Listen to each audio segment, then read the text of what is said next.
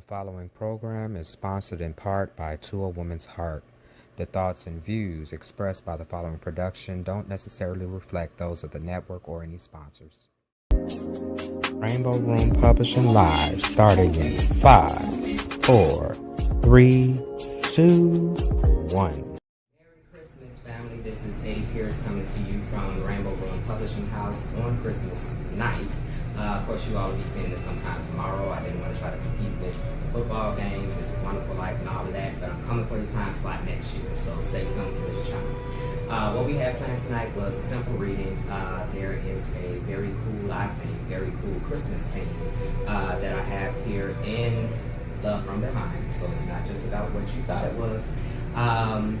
Without further ado, we're just going to get to it. How about that? Fall came and went with the leaves, and the wind brought in the winter.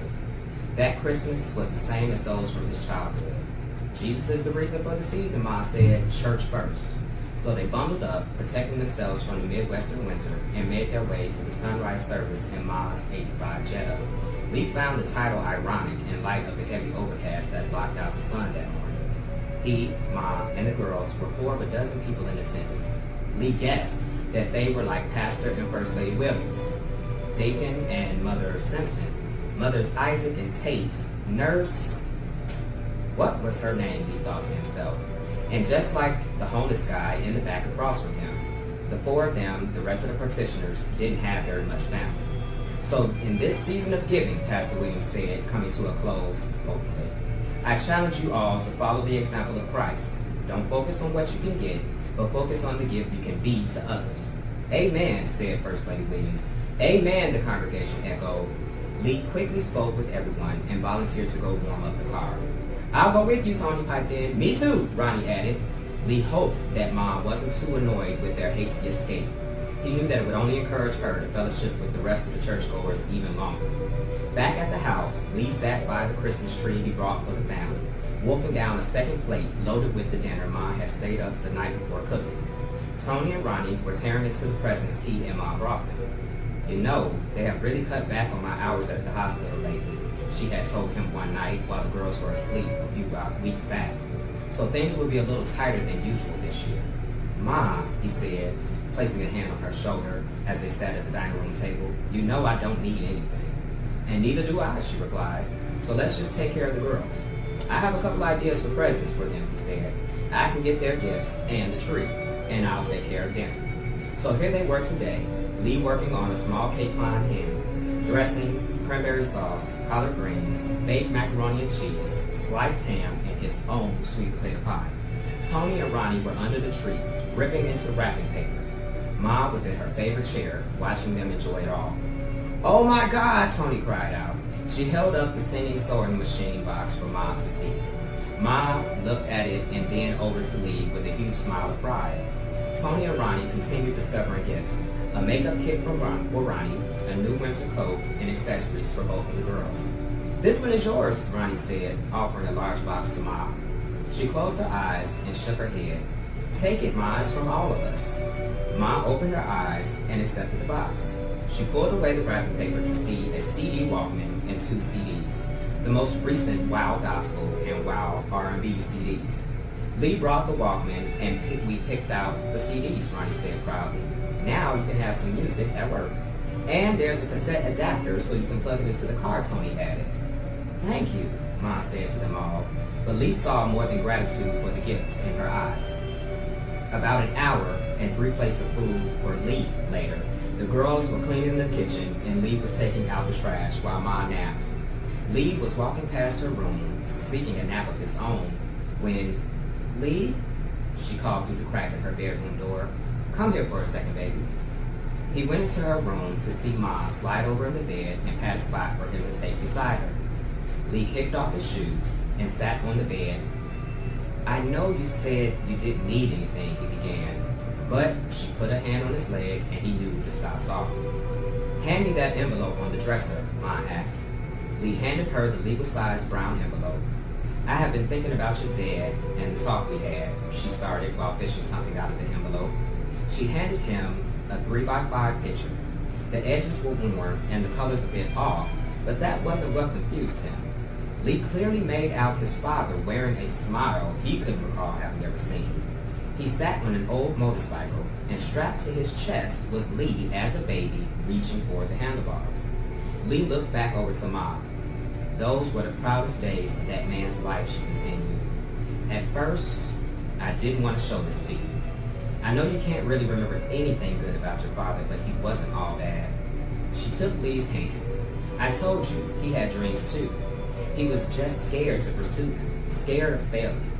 I was so sure you would do better than him when you went away to school, but now I see you picking up the pieces and deciding to go back to school and face whatever ran you away. Ma held up her hand, stopping Lee from speaking a second time. You can tell me about it when you're ready, she said. For now, it is enough for me to see that you are working through whatever it is. You will always be my baby, and it is tempting to treat you like one, but I understand, I respect that you are a man. Knowing that, I know that I can tell you that it didn't surprise me that you loved motorcycles. She rested against the headboard, closed her eyes, and smiled. That crazy man used to strap you to his chest and ride you around the neighborhood. I used to get so mad at him. I used to tell him to stop showing off, but he would just laugh at me and say, "Hush, woman, I'm taking my son for a ride." She said the last in a fake baritone that Lee knew would speed his father's voice. Her head dropped. Then he lost his job, and things got hard around here. After a while, I heard him on the phone trying to sell the bike behind my back. I told him I could go back to work, but he said he was the man and that it was his job to bring the money into the house. He turned away from his side of the family out of shame when they offered to help. Good jobs were hard to come by back then, even with a high school diploma, so he had to take what he could find. He got on with the janitors at his old high school. At first, everything seemed okay, but in time, he just got bitter. Watching all of those kids graduate and go on to college, he just grew more and more distant and disappointed in himself. I just kept thinking if he had at least saved the bike, he would have had something to remind him of happier days, days when he still had hope. Mom visibly shook the past out of her mind and looked back to Lee. "Lee," she said softly, "don't be mad." Lee's eyebrows went up in surprise. "But when you came back home, I decided to take your father to court. That man never finished anything, and I didn't want that for you or for the girls. It took some time to find him, but the courts did. Things are still being sorted out, but, well, I guess since you already broke our agreement, we're even." She reached back into the envelope and pulled out several pieces of paper, computer printouts, photos of motorcycle ads in Vegas. "Starting with the new year," she began, "your father will be paying back child support for you and your sisters. It isn't a lot, but your portion should be enough for you to get something used and nice enough to get you around out there." Lee tried to hand her the papers back, but she forced them back at him with a look. "It has been just me and you for a long time. I thank God for you and all you've done all these years, son, but this is that man's responsibility to all of us, not just you. One of his failings as a man is that he couldn't open himself up to accept help from anyone. These last months, you have shown me that you are so much more than he was. It wasn't easy for me to accept anything from him after the way he hurt me. But I believe that this is how God has chosen to bless us. Sometimes he takes our pain and uses it for our good. But good things only come to us when we are open to receive them." Lee didn't say anything. She took the photos and the ads, placing them back in the envelope, and pressed them into his chest. She kissed him on the forehead and said, "Merry Christmas." Minutes later, back in his room, Lee sat on the bed, staring at his dresser. He got up, still holding Mom's envelope. Well, his envelope now.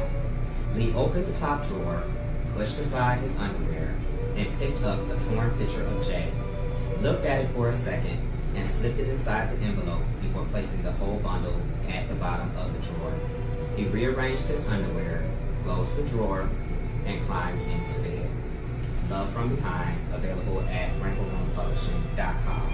If you want the happy ending, that's where you find it. I hope that you all have had a great Christmas. I hope that the rest of the holiday season is going great for you. I'm looking forward to the new year myself. and all that it brings. Of course, that also means more stories from Rainbow Room Publishing for you. So thank you again for joining us on this Christmas, well, in this case, it's probably morning for you. This is Eddie Pierce coming to you from Rainbow Room Publishing, signing off. Have a